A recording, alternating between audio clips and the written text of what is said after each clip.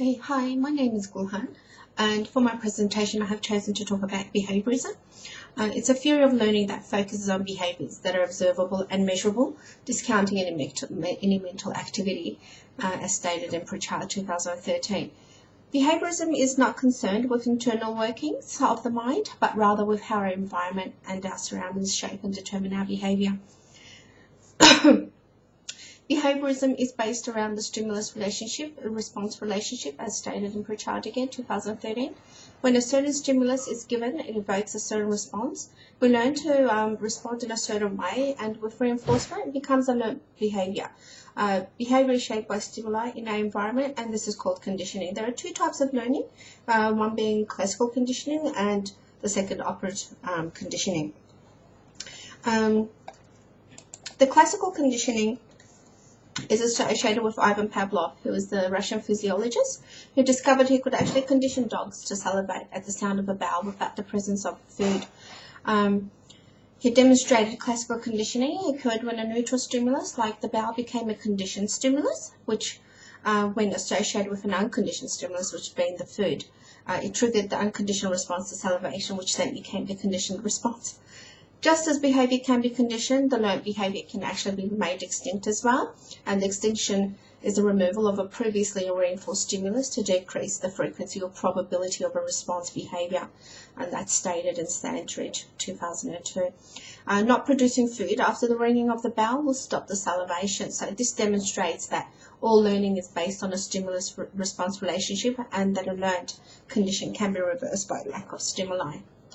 The operant condition, it's associated with B.F. Skinner. Operant condition actually refers to the use of positive and negative consequences to strengthen or weaken behaviour, as stated in Duchesne and McMahon 2016. It involves reinforcing a behaviour by rewarding or discouraging an undesirable behaviour by punishment, as stated in Pritchard 2013. There are two types of reinforcements. Positive add-ons, stimulus is added to increase the desired behaviour. Example, praising a child for lining up on time. The praise is the stimulus that actually reinforces the good behaviour. Negative, taking away stimulus is taken away, removed to increase desired behaviour. Example, if a child has finished homework on time, a negative stimulus can be taken away, like an after-school detention. I would use positive reinforcement to influence my students' behaviours because it aligns with my belief that reward can incite behavioural change in a way that adds to a child's positive experience rather than the negative. The two types of punishment is the positive punishment. Some things is added to increase the undesired behaviour. Example, a child has hit another child, they can be given an after-school detention. Negative punishment, something is removed to decrease the undesired behaviour. Example, if student is disruptive in class, not be allowed to participate in a sports activity, placed in timeout, for example, this will be taking away from them the chance to participate in the activity, to decrease the undesired behaviour. I prefer to use positive punishment with my students. I would, as it does not exclude them from activities, and I believe that experiences or events that may make them feel isolated. Between adding to the experience and detracting from it, I find that adding to it, even in the form of punishment, teaches a lesson while also ensuring that they do not feel excluded in the school environment. The implications of classical conditioning in the classroom is not as important as operant conditioning, but teachers still need to ensure that students associate positive emotional experience with learning, as stated in McLeod 2014. Students who associate negative emotional experience with school, for example, a student who has been bullied at school will associate it with fear, school with fear. So the teachers and schools have to create a safe and nurturing environment for students to eliminate any negative emotional associations that can affect the flow of their learning process. Behaviourism theory can actually be related directly to teaching practices and in the application of behaviourism in the classroom, most operant conditioning, because operant conditioning shows that a pattern of action quickly emerges in response to the feedback or reinforcement received, as stated in Duchesne and McMahon 2016. It is actually important for teachers to have clear ideas of the behaviours they want to establish and to enforce their classrooms, and that the reward is relevant to the child and is also available to everyone in class as stated by Pritchard 2013. And as stated in Duchesne and McMahon 2016, the reinforcer must occur immediately after the identified behaviours to be clearly linked to the darker behaviours, since any delay or uncertainty may result in the wrong behaviour being reinforced.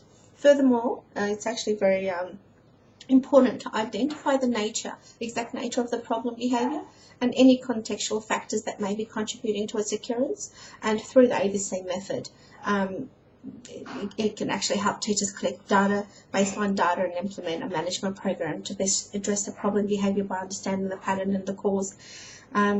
As stated in Duchesne and McMahon 2016, behaviourists believe that all voluntary intentional behaviour is controlled by antecedents and consequences, and both types of information are important in understanding the actions of humans and animals. The limitations and strengths of behaviourism and operant conditioning. Not all aspects of behaviourism give concrete results, as with extinction, for example, which is the planned ignoring of the undesirable behaviour by the teacher. But this too is a long process which has a high chance of continuing undesirable behaviour, so it's not one that I would choose to use. Beyond the shortcomings of the theory itself, it is also unable to function without the influence of external factors which may become barriers for its effectiveness. These include environmental distractions, intelligence quotient inefficiency, emotional tantrums, and physical problems, as stated in Sims 2013. Not only that, but the theory also has the potential to negatively impact students and their relationships to their teachers, as reiterated by Nukalewski and Usagi in 2015. Despite the teachers having authority in the classroom over their students, it is important that their position should be point of respect rather than a root of fear and apprehension. Having said that, the benefits of the theory, especially operant conditioning, are essential in many teachers' teaching styles, including mine, as it would definitely be mine, as they are both indirect and active methods of reinforcement for good behaviour and deterrence for inappropriate ones. Positive reinforcement is an excellent example of this, as it is agreed upon by many behaviourists that punishment is less of an influence upon behaviour than reward, and reward alone is just as effective, as stated in Woolard 2010. I prefer to apply positive reinforcement and positive punishment to instill good behaviour and minimise bad or problematic behaviour that is disruptive to the classroom. This is because I believe that the association between a behaviour and the absence of something such as an opportunity can have detrimental effects on a student's well-being and future behaviour. Alternatively, positive reinforcement, positive punishment doesn't take away from a student's experience and only adds to reform their behaviour. It is a beneficial way to appropriate desired behaviour in the class, I believe. Thank you.